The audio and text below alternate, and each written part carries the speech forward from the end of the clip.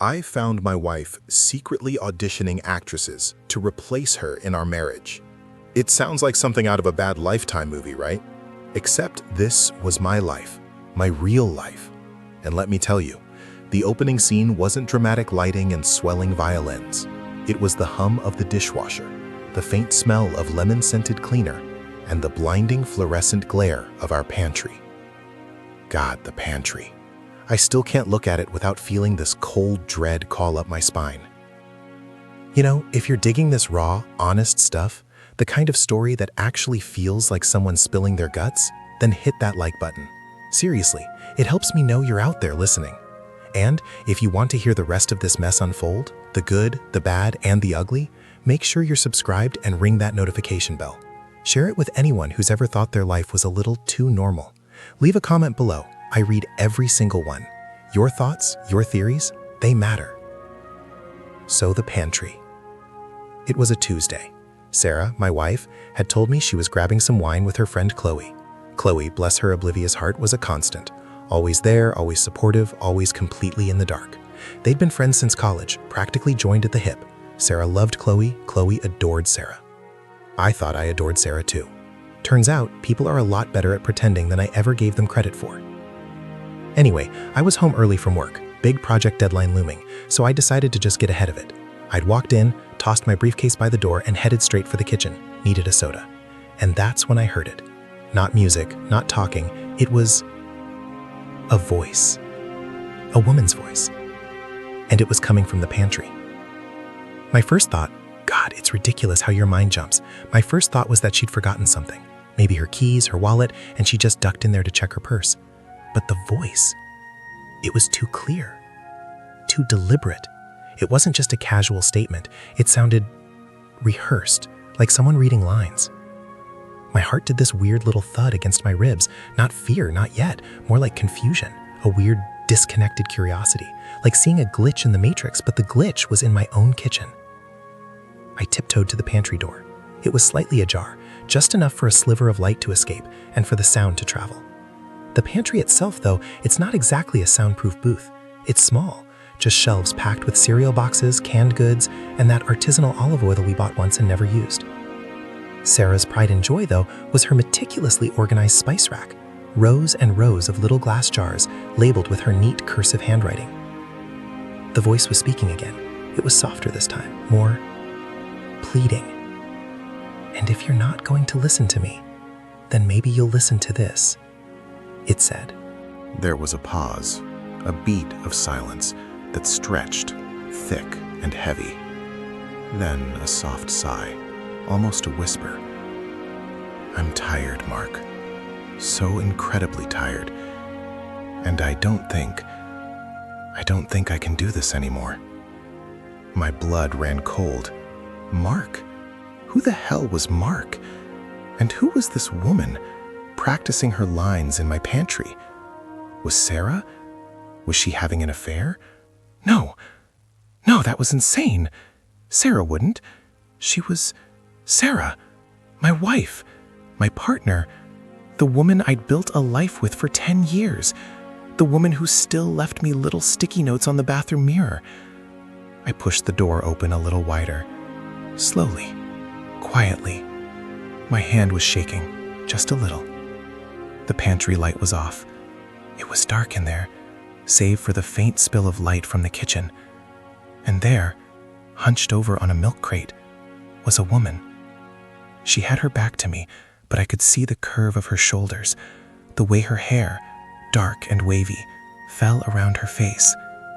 She was holding a small, leather-bound notebook, and she was crying. Not sobbing, but those silent, gut-wrenching tears that run down your face without a sound. And then I saw it. Next to her, on the floor, was Sarah's phone.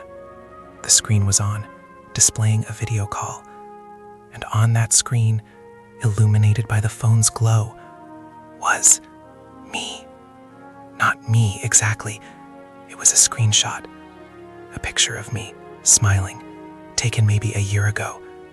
And the woman in the pantry was talking to that picture. My breath hitched. My head was spinning. I backed away, silent as a ghost, and closed the pantry door. The click of the latch sounded like a gunshot in the sudden silence. I leaned against the opposite wall, my heart hammering against my ribs like a trapped bird. What was happening? This wasn't just some random woman. This was something else, something deeply, profoundly disturbing. I retreated to the living room, my legs feeling like lead. I sank onto the couch, the plush cushions doing nothing to soften the hard knot of fear and confusion tightening in my chest. I tried to piece it together. Sarah, alone in the pantry, talking to a picture of me, crying, saying she was tired and couldn't do this anymore. And that notebook, what was in that notebook? It had to be a script. But for what? And who was this woman? Was she an actress? The thought, absurd as it sounded, began to take root. Auditioning, replacing her. The words echoed in my head, a twisted, nightmarish whisper. Was Sarah trying to train someone to take her place in our marriage?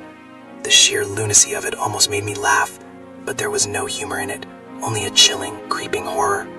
I pulled out my phone. Sarah's text from earlier that day popped up. Wine with Chloe, back around 9, love you. My thumbs hovered over the keypad. Should I call her? Demand an explanation? But what explanation could there be for something so bizarre? I sat there for what felt like hours, the silence of the house pressing in on me. The ticking of the grandfather clock in the hallway seemed to mock me. Each tick a reminder of the time I was losing, the life that was unraveling around me. I replayed the scene in the pantry over and over in my mind. The woman, her voice, the picture of me. And then a new wave of questions washed over me. If Sarah was doing this, why? Was she unhappy? Was she planning to leave me? But the acting, the auditioning, it was too elaborate for a simple breakup. It felt like she was orchestrating something significant. Around 8:30, I heard Sarah's car pull into the driveway. My stomach churned. I forced myself to stand, to put on a brave face. I walked to the kitchen, smoothing my shirt, trying to look casual. The pantry door was closed, as if nothing had happened. Sarah walked in a few minutes later, her usual bright smile in place. "Hey, honey, sorry I'm a little late," she said, kissing me on the cheek. Her lips felt cool against my skin. I could smell her perfume, a light floral scent that usually comforted me. Tonight, it just made me feel sick. "No worries," I managed, my voice sounding rougher than I intended. "Anything exciting happen with Chloe?" She laughed, a little too brightly. "Oh, you know Chloe, same old stories. Her cat's being a terror, her boss is driving her crazy. Nothing you haven't heard a million times." She walked over to the fridge, pulling out the wine bottle she'd bought. "Want a glass?" "Sure," I said, my eyes fixed on her face.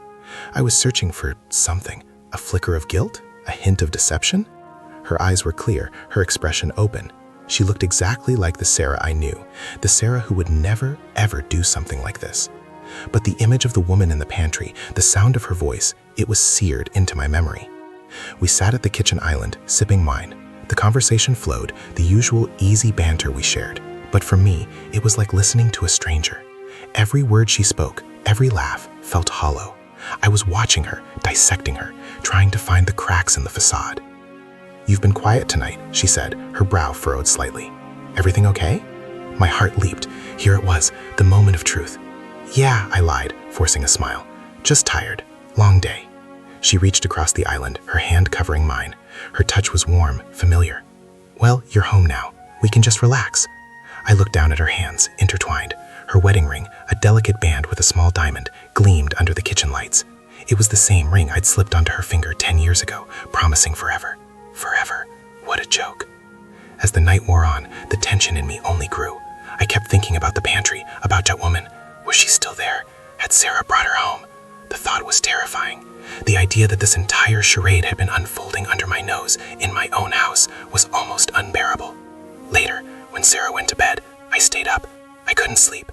I walked through the house, a phantom in my own home. I checked the pantry. It was just a pantry, tidy, organized, smelling faintly of spices. No milk crates, no crying women. Just rows and rows of canned goods. I went to our bedroom. Sarah was asleep, her breathing soft and even. I stood by the bed, looking down at her. Her face was peaceful in the dim light. She looked so innocent, so normal. It was impossible to reconcile this woman with the woman I'd seen in the pantry.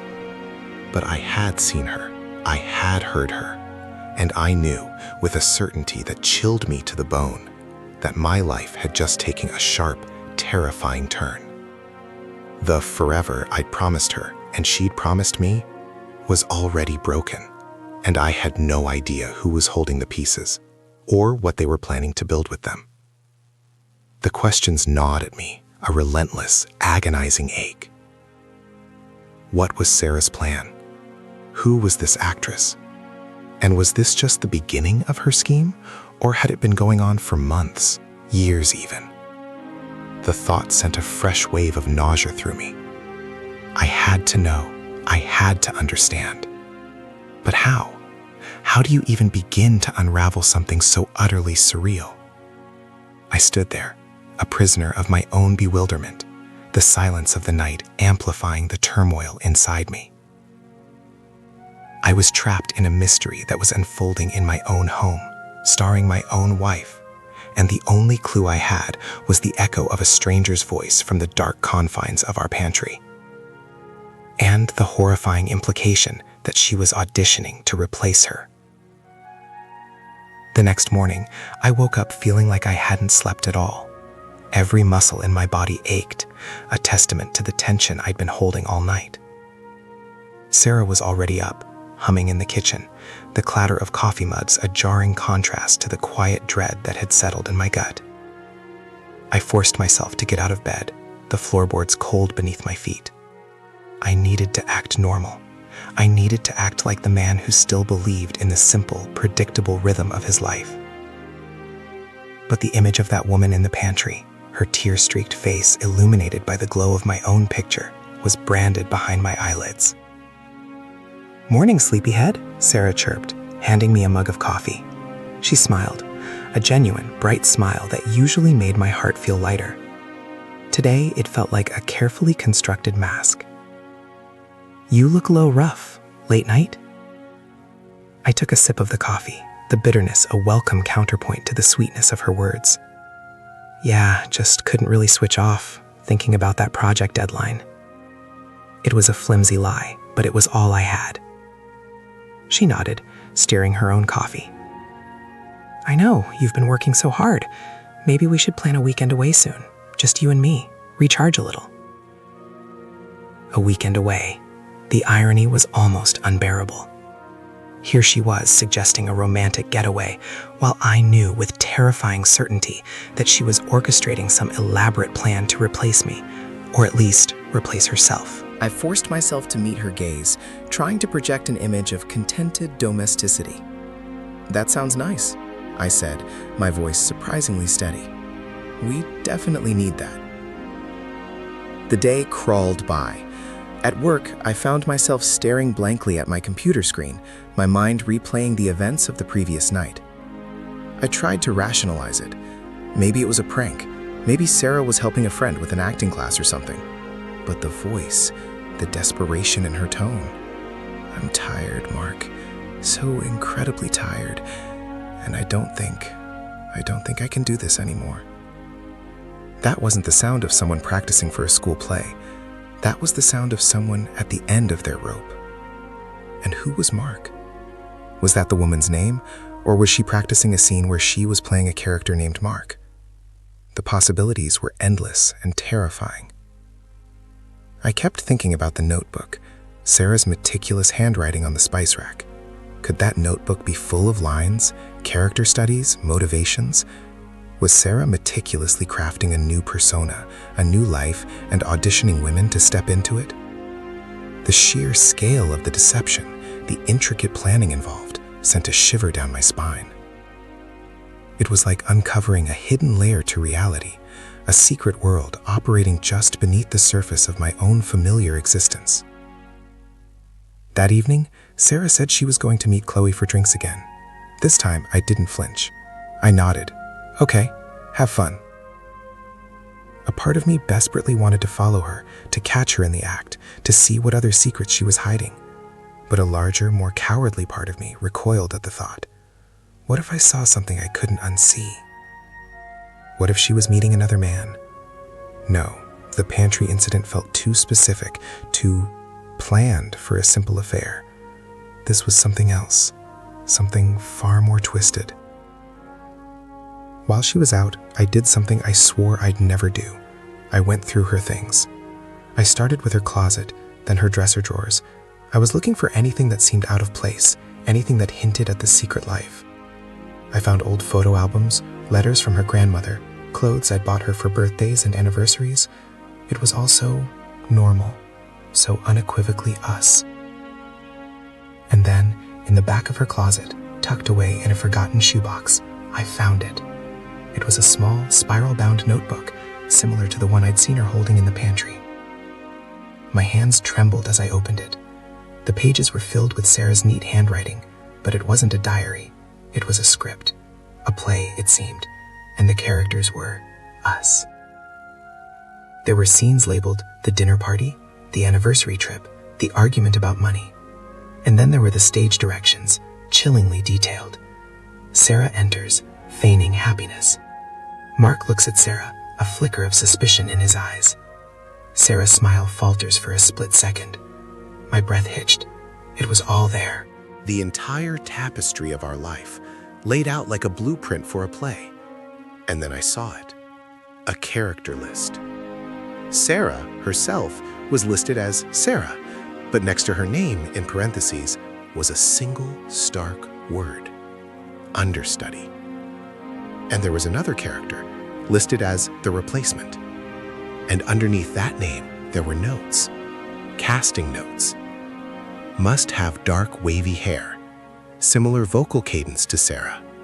Age range 28 to 35. Must convey a sense of weariness, but also underlying strength. My head was swimming. Understudy, replacement. She wasn't auditioning actresses to replace her in the marriage.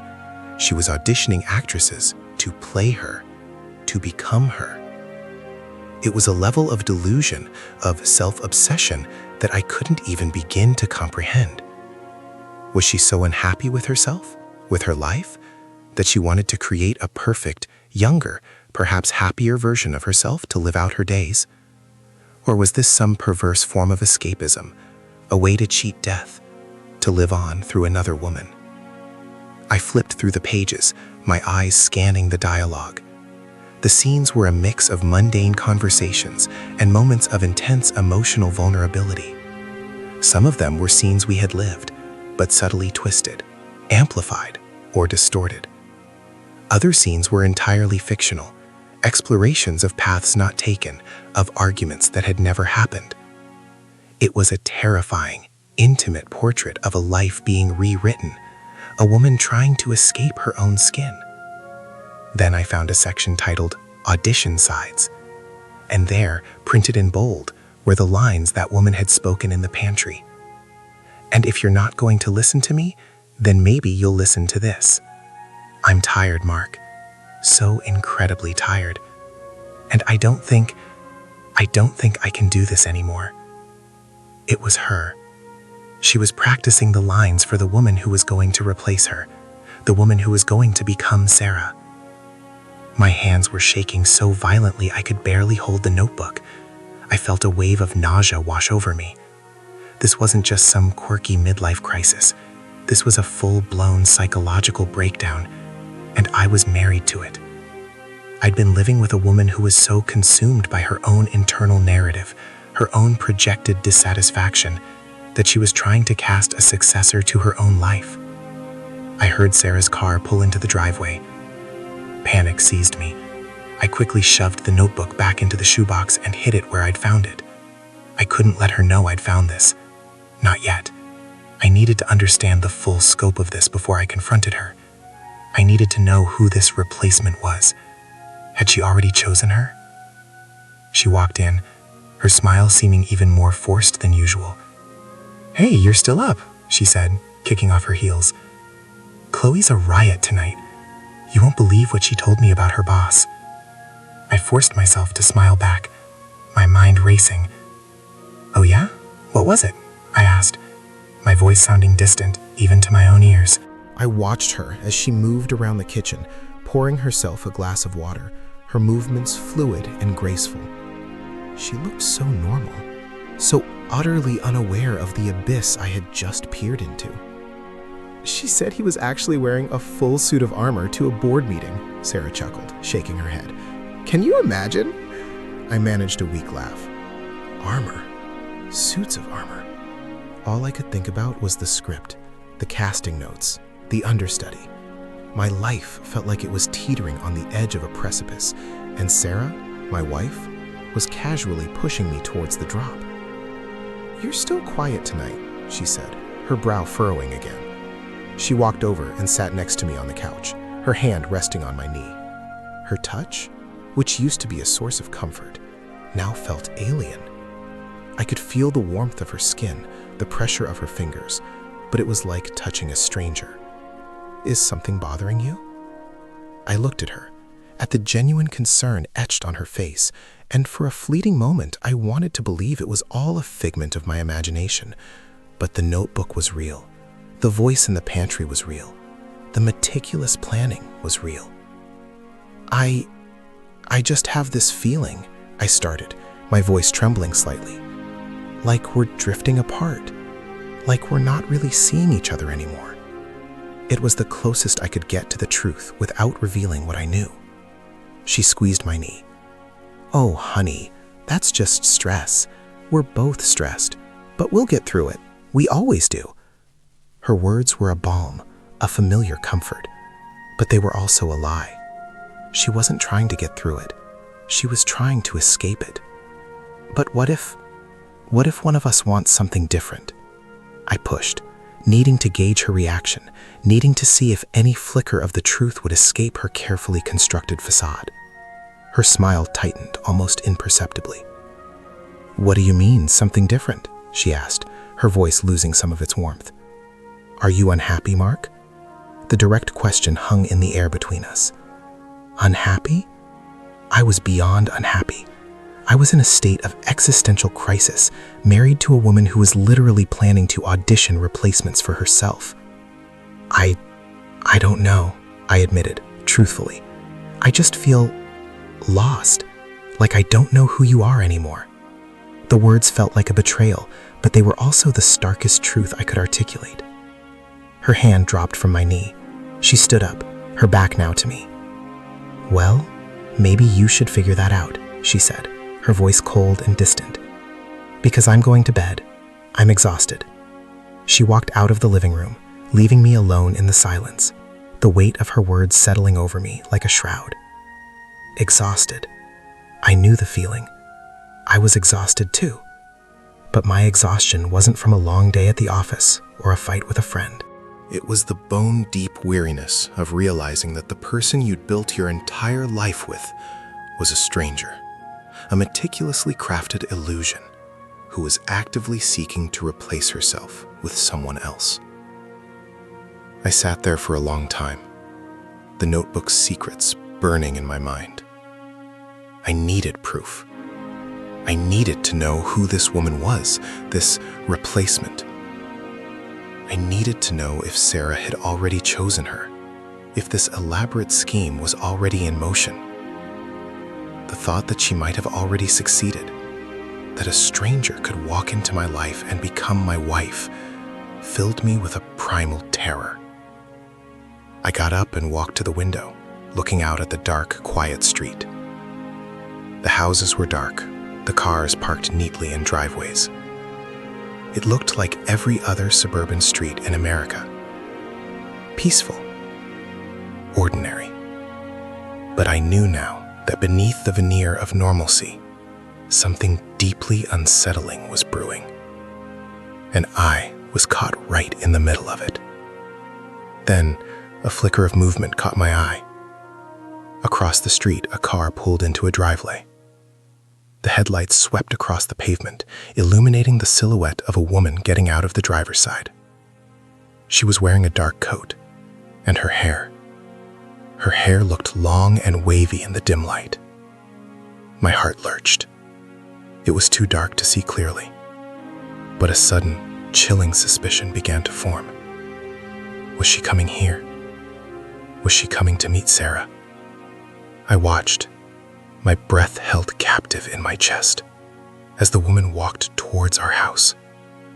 She paused at the end of our driveway, looking up at the windows. And then, she started walking towards our front door. The porch light flickered on as she approached, and for a split second I saw her face. It was impossible. It couldn't be. But the profile, the curve of her cheekbone, the shape of her jaw, it was the woman from the pantry, the woman from the script, the woman who was supposed to be the replacement. She was here, and the night was far from over. My pulse hammered against my ribs, a frantic drumbeat in the suffocating quiet. The woman at the door, the replacement, standing there, bathed in the porch light, like a phantom materialized from Sarah's twisted narrative. I couldn't breathe. Every instinct screamed at me to run, to hide, to pretend I hadn't seen her, hadn't known, but a different, colder part of me, the part that had been slowly freezing over for days, demanded I face it. I had to know. I had to see this through. I backed away from the window, my movements stiff and jerky. I could hear Sarah moving upstairs, the soft creak of floorboards, the muted sound of a drawer closing. She was oblivious, or pretending to be. The woman at the door, the one Sarah had meticulously described in her notebook, was about to become a very real presence in my life. The thought was so absurd, so surreal. It was almost funny. Almost. My mind raced, trying to piece together the fractured logic of Sarah's plan. This woman wasn't just a candidate anymore. She was here. Tonight. Was this a final audition? A handover? Was Sarah actually planning to introduce her to me, this stranger who was meant to step into her shoes? The sheer audacity of it all was staggering. It was a level of psychological warfare I'd never even conceived of. I crept towards the hallway, my ears straining to catch any sound from the front door. A soft knock. So polite, so unassuming. It was the sound of a guest arriving, not the harbinger of a life-altering revelation. I could almost hear Sarah's carefully practiced dialogue in my head. "Oh, you're here. Come in, come in. Mark, this is... She wouldn't know what to say, would she? She wouldn't have a name for her. Or perhaps she would. Perhaps the notebook had a section for the replacement's name too. Another knock, slightly more insistent this time. I braced myself. There was no escape. I couldn't barricade myself in my own house. This was my life, and it was unraveling before my eyes, in real time, with this woman at my doorstep. I took a deep breath, trying to find some semblance of composure, some anchor in the swirling chaos. I walked towards the front door, my footsteps unnaturally loud in the tense silence. My hand hovered over the deadbolt, my fingers feeling thick and clumsy. One turn of the metal, and my carefully constructed illusion of normalcy would shatter into a million irreparable pieces. I could feel Sarah's presence upstairs, a silent, watchful entity. She knew I was down here. She had to. I turned the lock. The click echoed through the house, a tiny sound with immense power. I pulled the door open. She stood there, framed by the porch light, exactly as I'd seen her through the window. Her dark coat was slightly damp, suggesting the evening air was cool. She looked younger than I remembered from the pantry, less desperate, more composed. Her eyes, a deep, intelligent brown, met mine, and there was no fear, no hesitation, only a profound, unnerving stillness. "Mark?" she said, her voice softer now, less strained than it had been that night. It was a beautiful voice, melodic, with that same cadence Sarah had noted. The uncanny resemblance was still there, but it was more than just physical. It was in the way she held herself, the subtle tilt of her head. I just stared, my mind a blank slate of shock and disbelief. "Mark," she said. "Sarah said you'd be expecting me." The woman continued, a faint, almost imperceptible smile playing on her lips.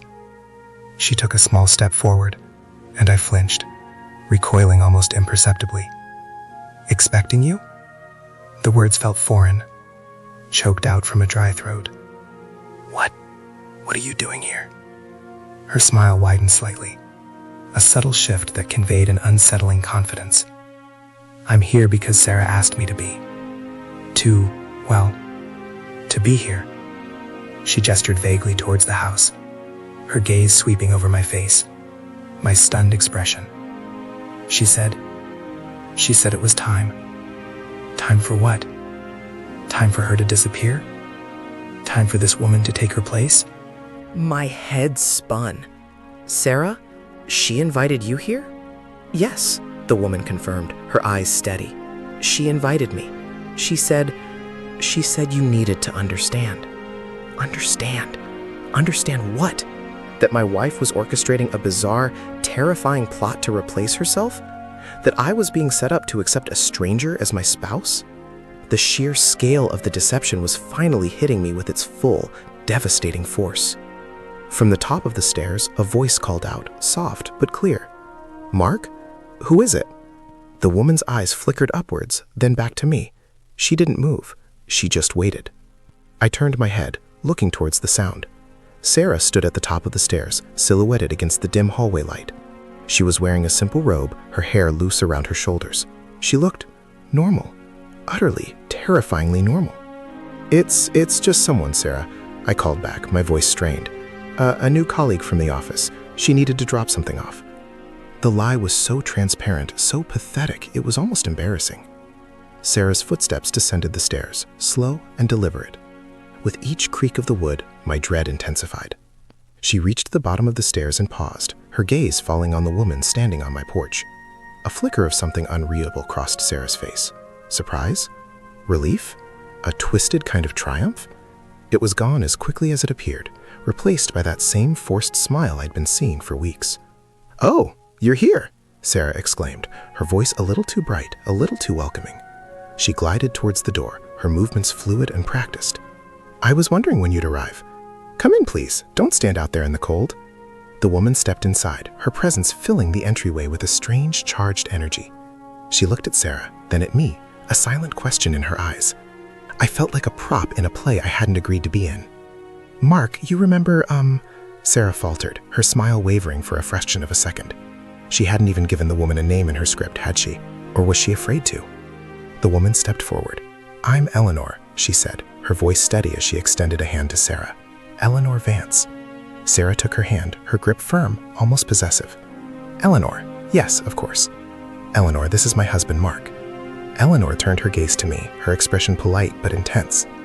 "It's a pleasure to finally meet you, Mark." I managed to nod, my throat too tight to speak. Pleasure. The word felt like a cruel joke. I wanted to scream at her, to tell her to leave, to tell Sarah that this was insane, but the words wouldn't come. I was paralyzed. Sarah, however, was in her element.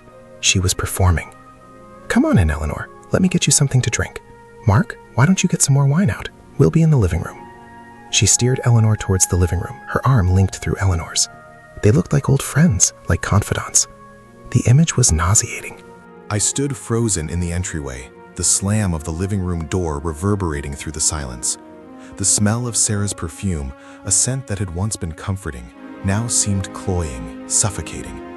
I felt a profound sense of betrayal, not just by Sarah, but by the very fabric of my reality. My legs felt like lead, but I forced myself into the kitchen. My hands shook as I reached for the wine bottle, the coolness of the glass a stark contrast to the heat churning in my gut. I poured 2 glasses, my movements mechanical. My mind was a battlefield of conflicting emotions, raw anger, gut-wrenching confusion, and a deep, hollow ache that felt like the death of something precious. I walked into the living room, the scene before me a tableau of unsettling domesticity. Sarah was curled on the sofa, a glass of wine in her hand, laughing at something Eleanor had said. Eleanor sat in the armchair opposite her, her posture relaxed, her eyes attentive. They looked so comfortable together, so in sync. It was as if I were interrupting a private moment, a secret rendezvous. "Here," I said, my voice hoarse as I handed Sarah her glass, then placed Eleanor's on the coffee table in front of her. Sarah took her glass, her smile not quite reaching her eyes. "Thank you, honey. Eleanor was just telling me about her work at the conservatory. It sounds fascinating." "It has its moments," Eleanor replied, her gaze meeting mine again. There was a hint of something in her eyes now. Curiosity? Sympathy? Or was it just the reflection of my own shattered reflection? I sank onto the sofa, a chasm opening between me and Sarah. I couldn't look at her directly. I felt her gaze on me, a silent interrogation. Eleanor, too, seemed to be studying me, her expression thoughtful. "So, Mark," Sarah began, her tone carefully casual, "Eleanor's been helping me with some personal projects. She's very good at understanding people." Personal projects. Was that what this was? A project? I wanted to lash out, to demand answers, to expose the monstrous charade, but the words caught in my throat, tangled with layers of denial and disbelief. "She's been invaluable," Sarah continued, oblivious to my internal turmoil, or perhaps enjoying it. "We've been exploring some new directions." Eleanor nodded, her eyes fixed on me. "Sarah feels you've been a bit distant lately, Mark. She's concerned." Distant? Concerned? The irony was so thick it was suffocating. Sarah, concerned. Sarah who was auditioning replacements. Sarah who was planning to erase herself. Distant? I finally managed to ask, my voice a low growl. "You think I've been distant?" Sarah's smile tightened. "Well, yes. You've been preoccupied, stressed. We haven't been connecting like we used to." She took a sip of her wine, her gaze flicking towards Eleanor as if for silent affirmation. "It's important to feel seen, Mark," Eleanor added, her voice calm and measured. "To feel understood. Seen, understood." I felt like I was trapped in a nightmare, a surreal dream where the rules of reality had been rewritten by a madwoman. "And you think you can provide that, Eleanor?" I asked, my voice laced with a bitterness I couldn't conceal. Eleanor didn't flinch. "I'm here to help Sarah navigate this, to support her decisions." "Support her decisions?" My voice rose. "What decisions? The decision to audition women to replace her? To build a whole new life while I'm living the old one?" The room fell silent. Sarah's eyes widened, her carefully constructed composure cracking. Eleanor's expression shifted from polite observation to something akin to guarded understanding. "Mark, what are you talking about?" Sarah demanded, her voice a sharp edge. "I'm talking about the notebook, Sarah," I said, my voice trembling with a mixture of rage and despair. "The one I found in the closet, the one with the script, the one where you're the understudy and there's a replacement you're casting." Sarah's face drained of color. She stared at me, her mouth slightly ajar.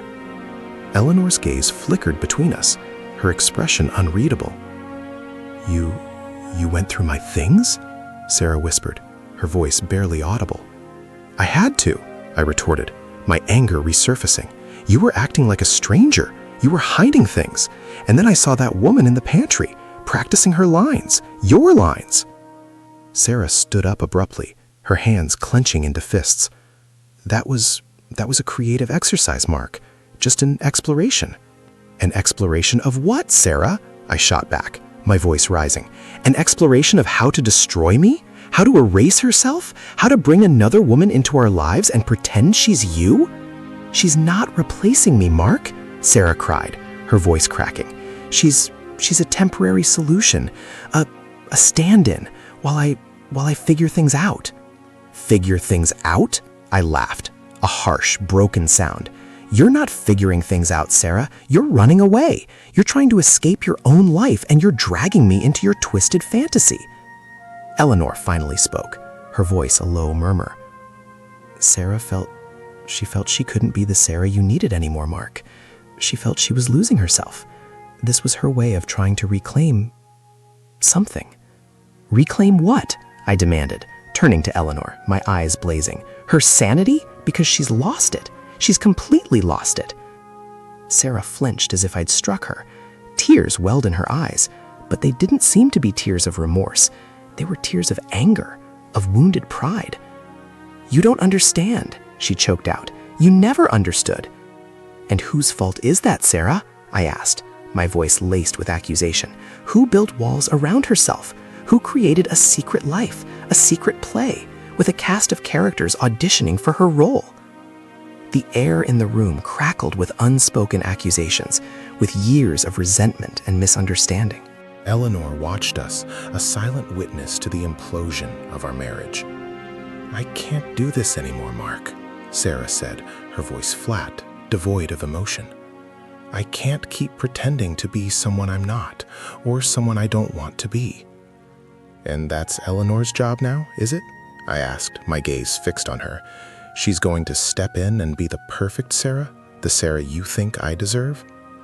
"She's not going to be me, Mark," Sarah said, her voice gaining a brittle strength. "She's going to help me transition. And when I'm ready, when I've found my own path, I'll disappear." Disappear. The word hung in the air, heavy and final. Disappear. My wife was planning her own vanishing act, and this woman, Eleanor, was her accomplice. The thought of Sarah walking out of my life, leaving me with this stranger, was more than I could bear. "You're insane," I said, the words barely a whisper. Completely and utterly insane. Tears streamed down Sarah's face now, but they were cold, detached tears. "Maybe I am, but at least I'm not pretending anymore. At least I'm not living a lie." The accusation hit me like a physical blow. A lie? What lie had I been living? I'd been living the life Sarah had chosen, the life she'd built with me, or so I thought. "Get out," I said, my voice raw. "Both of you, get out of my house." Sarah looked at Eleanor, a silent plea in her eyes. Eleanor simply inclined her head, her expression unreadable. "Mark, please," Sarah began. "No," I cut her off, my voice shaking with a force I didn't know I possessed. "No more pretending, no more games. Get out, now." Sarah stood rooted to the spot, her lower lip trembling. Eleanor rose slowly from the armchair, her movements unhurried. She met my gaze, and for a fleeting moment, I saw something in her eyes that I couldn't quite decipher, a mixture of pity and a strange, unsettling understanding. "Sarah," Eleanor said softly, her voice cutting through the tension. "It's time." Sarah looked at me, her eyes filled with a pain that mirrored my own, yet was somehow different.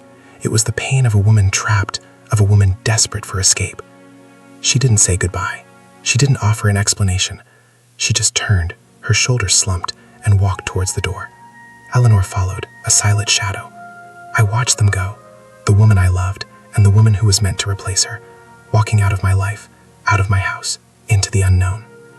The front door closed with a soft click, the sound echoing the finality of it all. I stood there, alone in the living room, the silence deafening. The wine glasses sat on the coffee table, untouched, the remnants of a shattered life. The scent of Sarah's perfume lingered in the air, a ghost of a memory.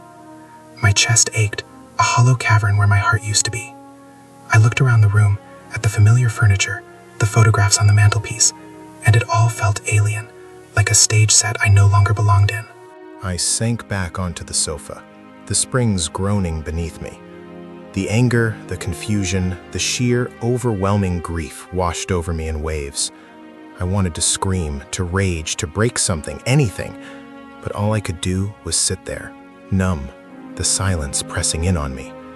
I was left with the wreckage of my marriage, with the chilling knowledge of Sarah's descent into delusion, and with Eleanor, the replacement, a constant reminder of the woman who had tried to engineer her own disappearance. I didn't know what the future held. I didn't know if Sarah would ever return, or if Eleanor would simply vanish as mysteriously as she had arrived. All I knew was that my life, the life I thought I understood, had fractured beyond repair. The illusion of normalcy was gone, replaced by a gaping void.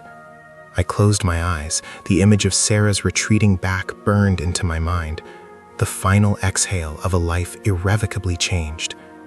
I was adrift, lost at sea, with no land in sight.